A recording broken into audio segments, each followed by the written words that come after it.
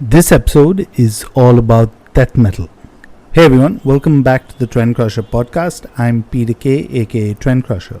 You've clicked on this episode and know that I spoke to Luca Indrio of the US death metal act Necrot.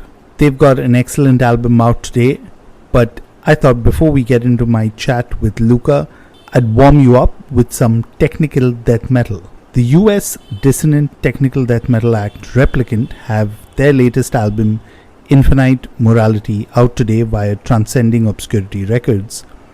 And if you haven't heard the band before, I think their press release describes the album well. And I quote, "Replicant take things further still with their new full-length album, finding ways to make their music even more convoluted and impactful while retaining their trademark, dissonant and catchy sound." Here's the track Nekrotunnel.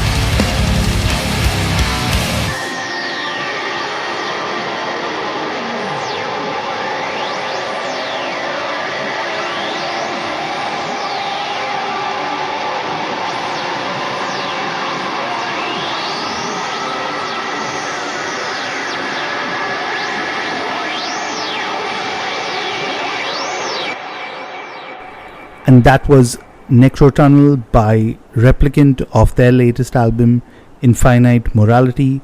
If you enjoyed the track, do check out the album.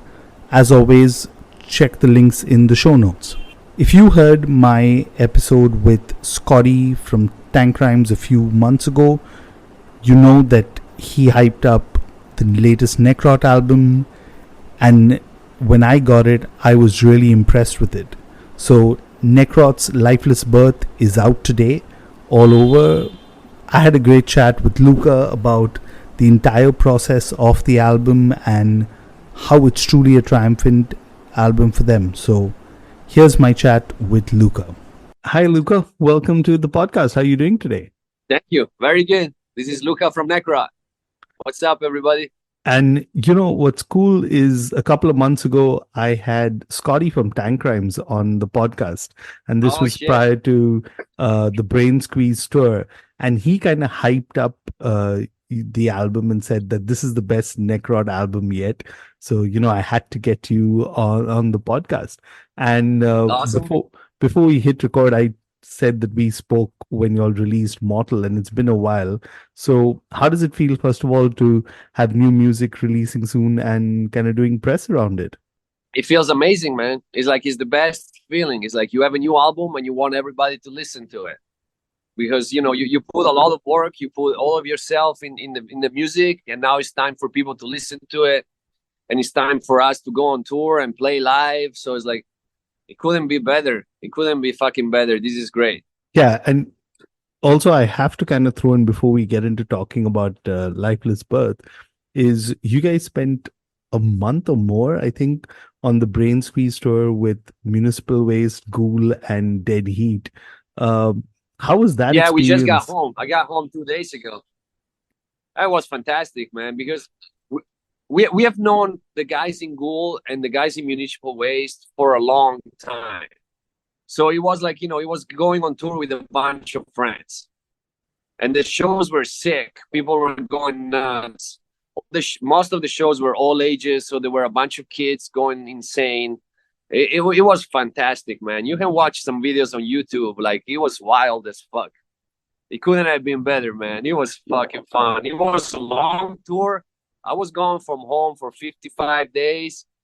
My poor wife, she was missing me a lot, and I was missing her. But the tour was badass. It was so worth it. And we just announced a new tour today. We're gonna go on another 6 weeks tour in the US and Canada starting June 5th.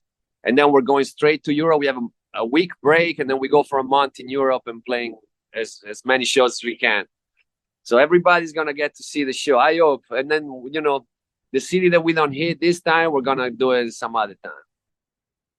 Yeah, and I think that's one of the cool things about Necrot. And I remember last time when we were talking, you all were all kind of like cooped in because you all had all those dates set in for tour. I think it was like over 200 dates, if I remember well, Scotty mentioning. Yeah. But this tour, the Brain Squeeze tour, was actually the first time you got to play Mortal tracks live. How was that? We did a tour in May of last year where we got to play the Mortal tracks, and then we played the show. We flew out to New York and we did a show in Florida. Like, it wasn't the very first time, but it was still great. It was still great that we got to play those songs. And it's like, people have been listening to Mortal for years now. So it's like, it's sick because people know the songs. You're like, we're about to play this song, and people are like, fuck yeah. Yeah. And now it's like, now we have another tour coming up where we get to play the Lifeless Birth stuff. So that's also exciting, because we got all these new songs that we get to play live. It's fun. It's fun to have new stuff to play live. It's really fun. So we're excited about that. But tell me this. So on the Brain Squeeze tour, did you play Lifeless Birth tracks also? Because I think by then... We played just one. We played Cut the Cord. Because that was the one song that we announced previously to the album coming out. So that was the one that people heard. So we would start the set every night with Cut the Cord. So that you right away, boom, here it is. There's the new song. And that was great, man. It's cool. Okay. And, now since we're just kind of going for back and forth, it's been 4 years almost since Mortal released. And a lot has happened, right? I mean, a lot of it was not in the public domain. I was just kind of reading the press release. How Yeah, does it so much feel? shit happened, man.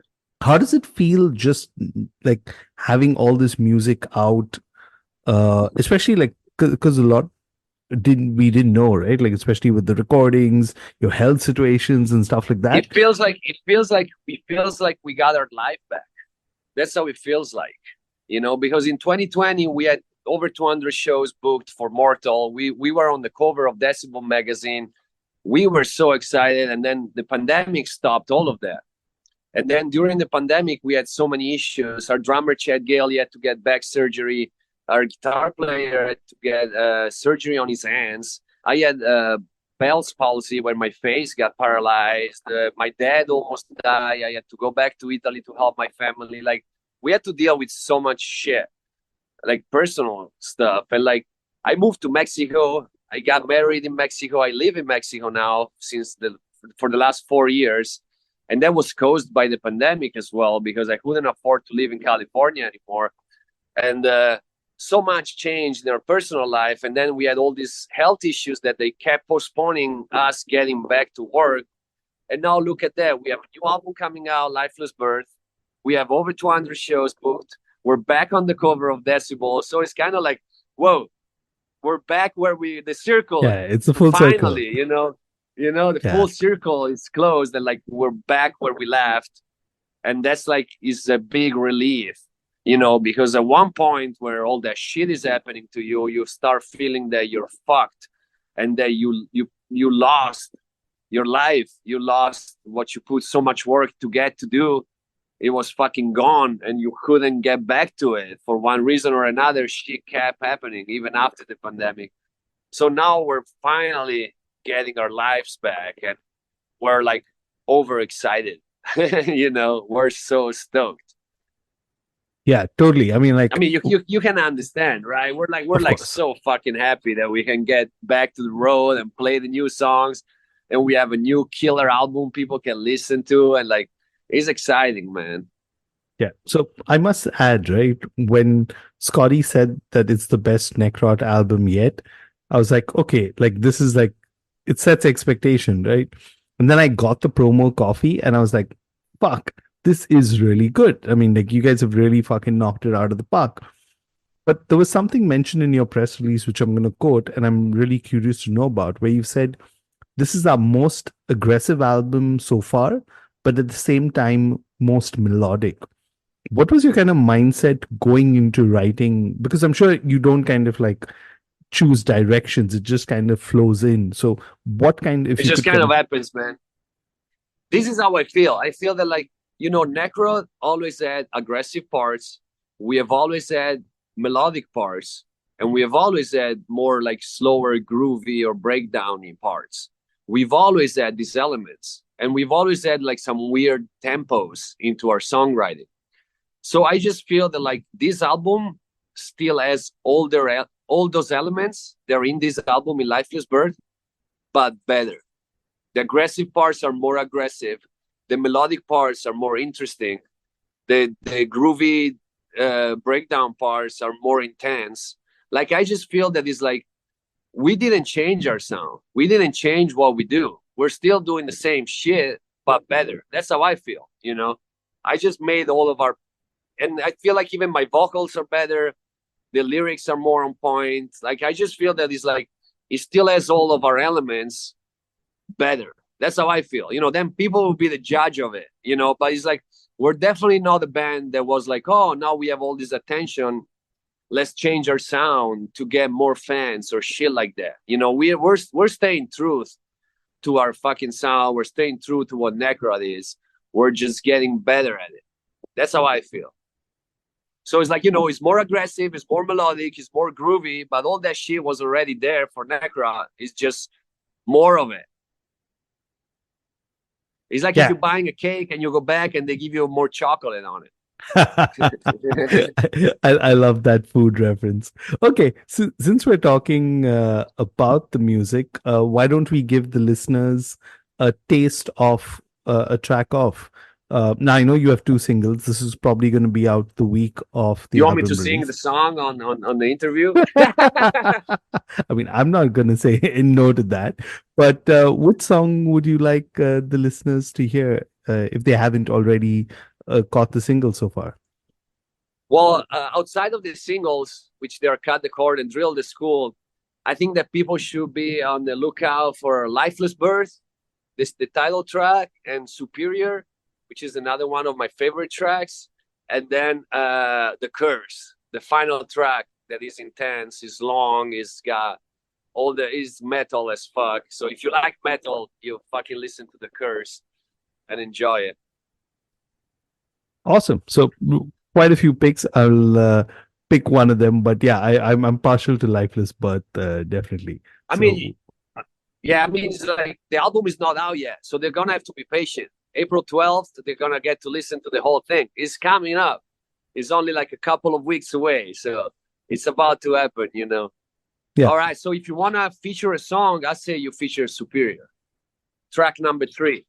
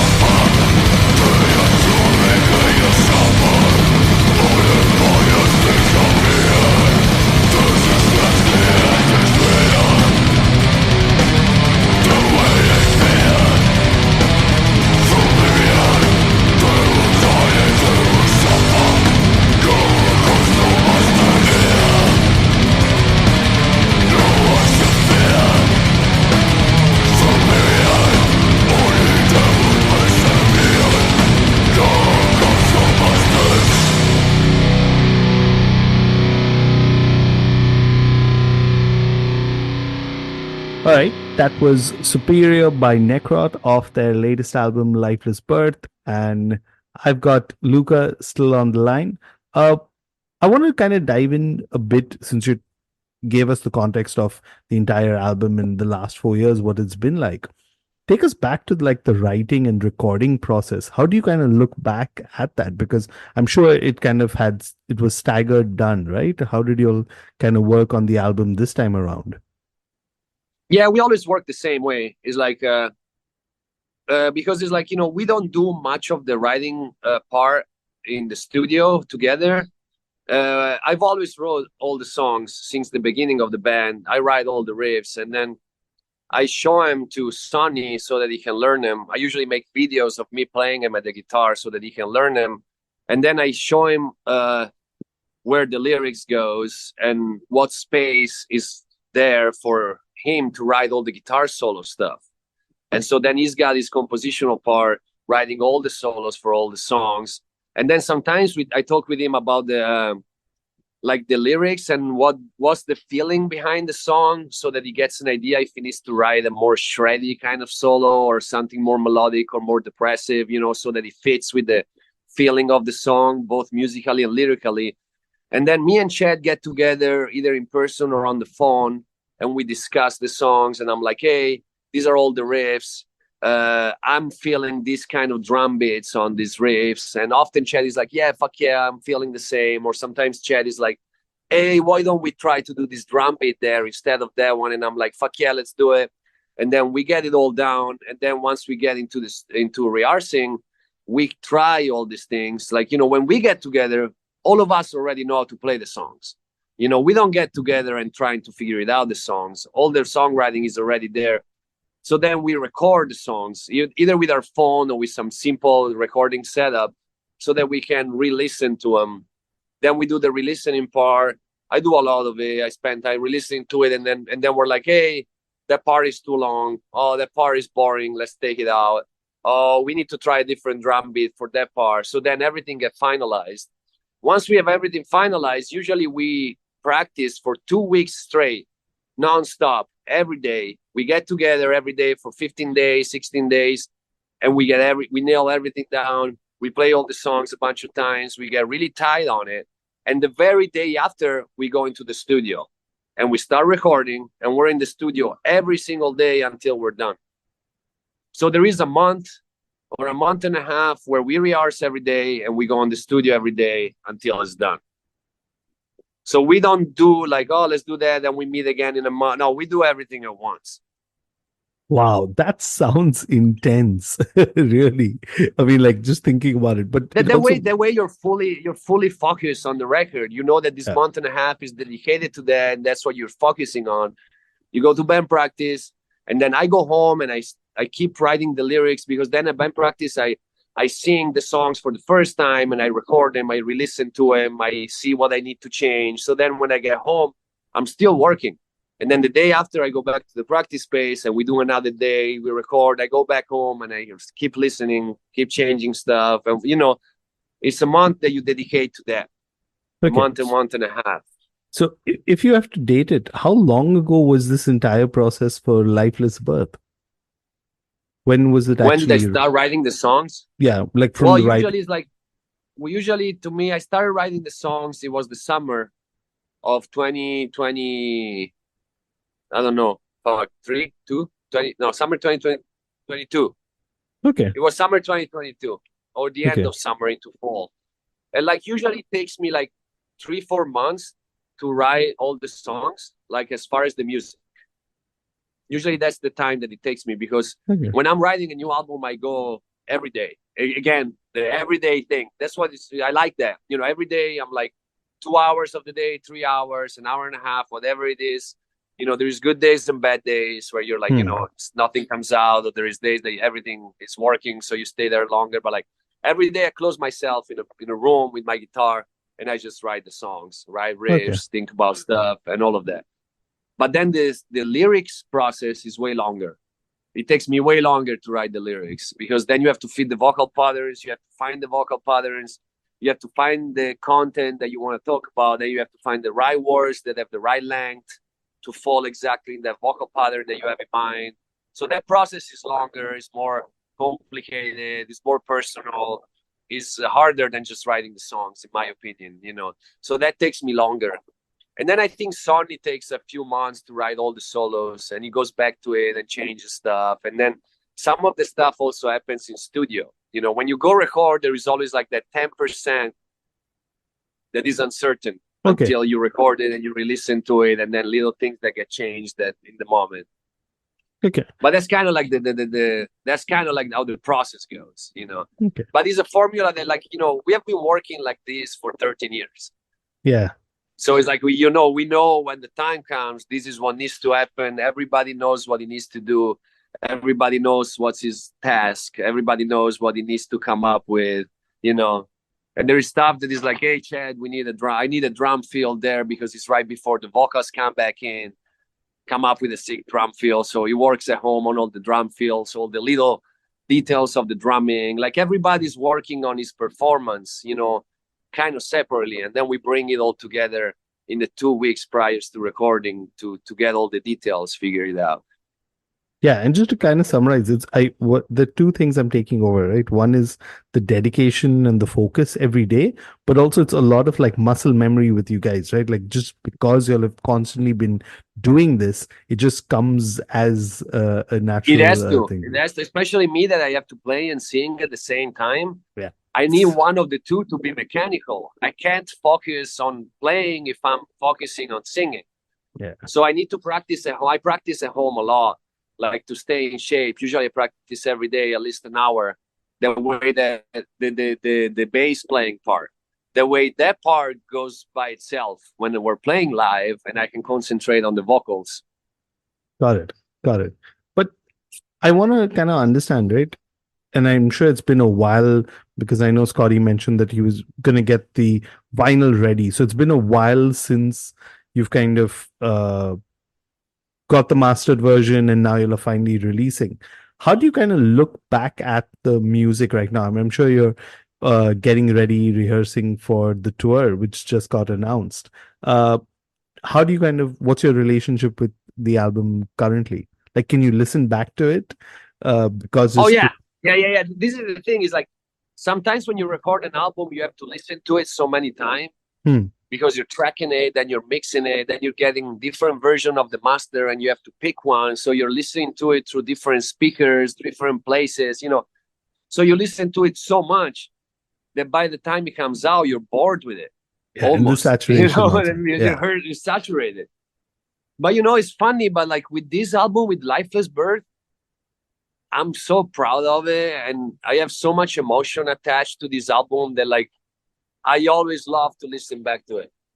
Okay. You know, I really enjoy listening back to it. Awesome. I still haven't got tired of it, and I don't think I will. It's like, it's such an important album for the time that it happened and the way it sounds, and it's like a little bit. It makes me feel like I'm a fan of my own band. You know, it makes me feel excited, and then realizing that it's me. It's sick. You know what I mean? That's awesome. But it's kind of cool, man. Okay, I want to wrap up, and I want to get like a couple of questions. Just before I actually hit record in this, like less than half an hour or so, is when the US tour got announced with Bat, Street Tombs, for Villaphilic. Yeah, and that's starting June and July. So you've already June 5th to July 12th. Yeah, you've already kind of given away the European dates, but I don't think the Necrot train is stopping anytime soon this year, right? No, man. No. We got a lot of gasoline to burn. Yeah, but tell me, how did, at least with this tour, and because I spoke to Scotty, I knew how that tour lineup came about. How did this lineup come about? Bat, Street Tombs, for Bellic? Because one thing I must say, because this is our own headlining tour, so we get to decide who we want to bring on tour. So usually we make a list of bands that we want to bring on tour, and some of them are in the category of direct support, and some of them are in the category of opener, because you need a direct support and you need an opener. And then we give it to our agent, Ron Martinez at Crawlspace Booking, and like, he contacts the band. Like sometimes these bands are friends of ours, so we contact them themselves. We're like, hey, are you available? And then you gotta figure it out who's available, who's not, how much money they want, if it's all doable, if they can only do part of the tour or all of it, and that comes together. But we do have a say on who's coming on tour with us on our own headlining tour. And we do get a little bit of a say on how many shows we want to play, what cities.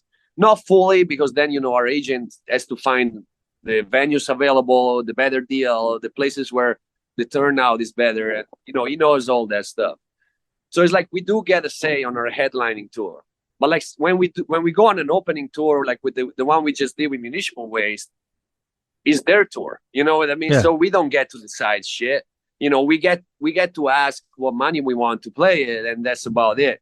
But then sometimes people are like, hey, why you're not playing this city or that city? And I'm like, oh, God. We don't have 100% full control on everything, because it's like sometimes that city, the venue that we wanted to play is already booked with another show. So then we have to skip that city and go to the next city. Like, it's not fully on our control, but we do have control of which bands are coming on tour with us. And, band, they're really good friends. He's both guitar players from Municipal Waste, Ryan and Nick.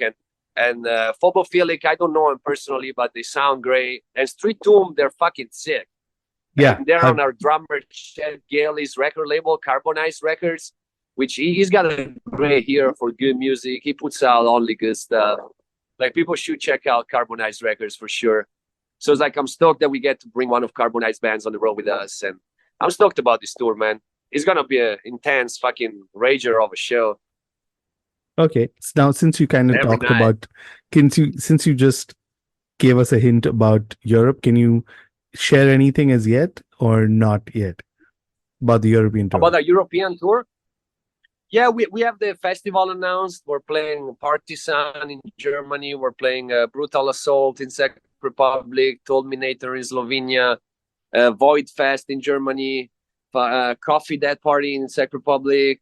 It's going to be 30 shows. We don't have the full routing yet announced, but it's going to be announced soon. Awesome. So, and we're doing our own headline tour. Oh, awesome. That's going to be really good. And I'm sure everyone who's tuned in from Europe would definitely be keen on that. Okay, so now people should follow our Instagram page. That's where we announce everything. If you want to know where we're going, just follow us on Instagram so you get the latest news, and follow Tank Crimes too. They post about us as well. Okay, so final question. I know I'm kind of slightly over, but here we go. You kind of mentioned this, that you'll have been doing this for 13 years and you'll have done so much. If there's at least one or two things you'd like to achieve or tick off in the coming years, what would you say it would be? I don't know. I'm hoping that, like, right, we're going to put a lot of work into this, like we've always done. And like sometimes we are just jumping from one thing to the other that you don't even have the time to stop and realize what you're doing. And I just want to be proud of myself in 10 years from now, look back and be like, fuck yeah, I'm glad I did all of that. That's my main goal. And like, getting to share it with Chad and Sonny, we've been friends since forever, and like they're amazing musicians. It's such a privilege, I just want to be happy looking back at all this work in 10 years from now and be like, fuck yeah, that was sick. That's my goal. Awesome. Thanks so much, Luca. Really appreciate the chat, and hope to cross paths with you at some festival very soon. I hope so, Peter. Have a good day, man. Thanks for the interview. Cheers. Thanks so much. Cheers. Bye, brother. And that was Luca Indrio of Necrot. If you've enjoyed the single that I played of Lifeless Birth, do check out the rest of the album. I've left links in the show notes as always. And let me know what you think of the album. As always, you can reach out to me on trendcrusher@gmail.com, or if you're a band or label and you want to get in touch or get featured on the podcast, you can hit me up also on my socials. Just search for Trendcrusher. I'm on Instagram and X/Twitter, whatever you want to call it. But that's all I've got for you this week. I'll see you all very soon. Cheers.